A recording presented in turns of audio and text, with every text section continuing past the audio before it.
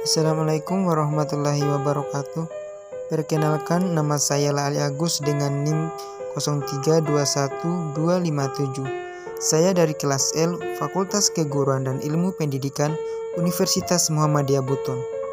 Tujuan saya membuat video ini guna untuk memenuhi tugas dari mata kuliah perkembangan peserta didik. Pada kesempatan kali ini, saya akan menjelaskan bagaimana perkembangan moral spiritual. Kita perlu ketahui apa itu moral. Moral adalah kemampuan untuk membedakan perbuatan baik atau buruk, benar atau salah, sebagai kontrol dalam bertingkah laku. Perkembangan moral menurut Sandrosch, perkembangan moral merupakan perkembangan pikiran, perasaan, dan perilaku yang sesuai dengan aturan dan ketentuan yang dilakukan dalam interaksinya dengan orang lain. Maka semakin tinggi moral seseorang akan semakin bertanggung jawab pula perbuatannya. Sedangkan menurut Piaget, perkembangan moral yaitu mengonseptualisasikan perkembangan moral sebagai proses kognitif yang konstruktif di mana interaksi tindakan dan pola pikir dapat membangun konsep moral. Piaget pada tahun 1932 pada prinsipnya tidak tertarik pada apa yang dilakukan anak-anak, yaitu apa mereka melanggar aturan atau tidak, tetapi pada apa yang mereka pikirkan. Ada dua tahap perkembangan moral Piaget, yaitu heteronomous atau pertimbangan moral dari luar diri individu, misal dari orang tua, masyarakat, norma agama, norma susila, hukum, dan lain-lain. Dan autonomous, pertimbangan moral dari dalam diri sendiri. Selanjutnya, perkembangan moral menurut Kohlberg. Kohlberg memperluas teori Piaget. Ia menekankan pada proses penalaran moral. Contoh kasus seseorang suami yang tidak mampu membeli obat untuk istrinya yang menderita kanker. Kemudian ia mencuri obat tersebut. Kohlberg tidak mempermasalahkan perlakuannya benar atau salah, namun ia mempertanyakan alasan sang suami memutuskan untuk melakukan itu. Kemudian kita lanjut, apa itu perkembangan spiritual? Menurut John pada tahun 1993 mengemukakan bahwa spiritualitas berkaitan dengan transendensi diri, di mana individu mengembangkan kemampuan untuk melampaui diri mereka sendiri dalam pengetahuan yang benar, komitmen yang bebas, hubungan baik dengan orang lain dan Tuhan.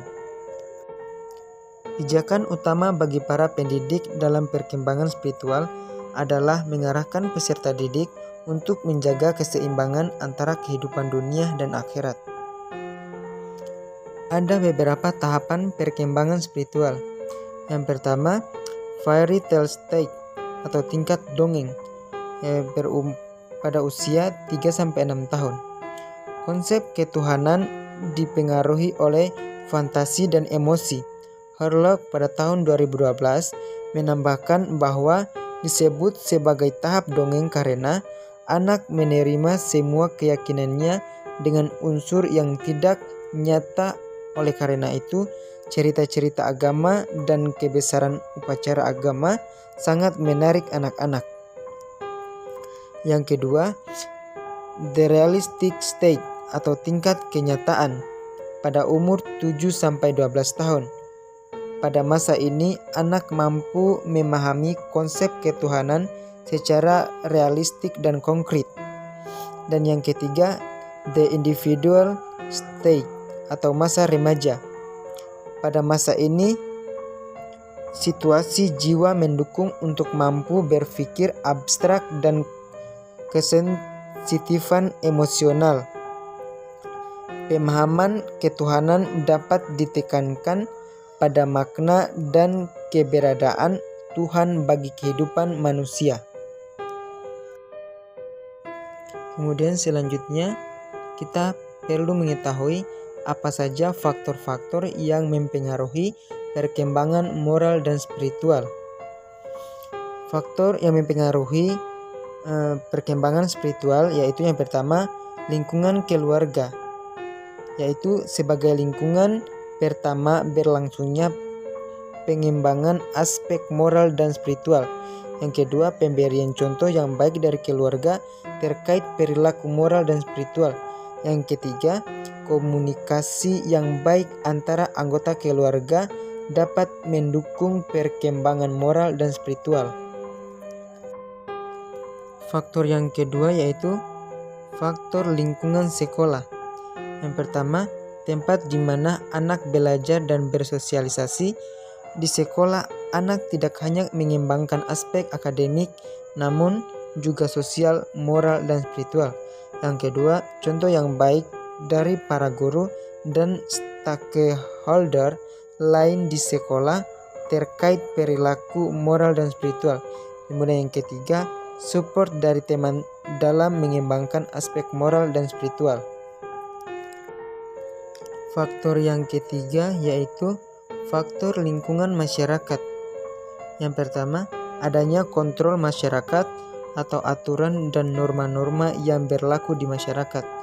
Kemudian yang kedua, adanya sanksi sosial bagi yang melanggar aturan atau norma-norma dalam masyarakat.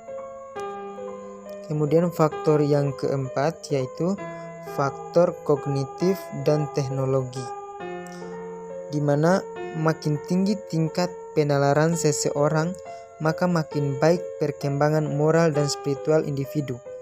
Dan yang kemudian kecanggihan teknologi berpengaruh terhadap perkembangan moral dan spiritual, karena dengan teknologi memudahkan individu untuk mencari informasi yang mendukung perkembangannya. Mungkin itu saja yang dapat saya sampaikan. Lebih dan kurangnya mohon dimaafkan. Wabillahi taufiq wal hidayah. Wassalamualaikum warahmatullahi wabarakatuh.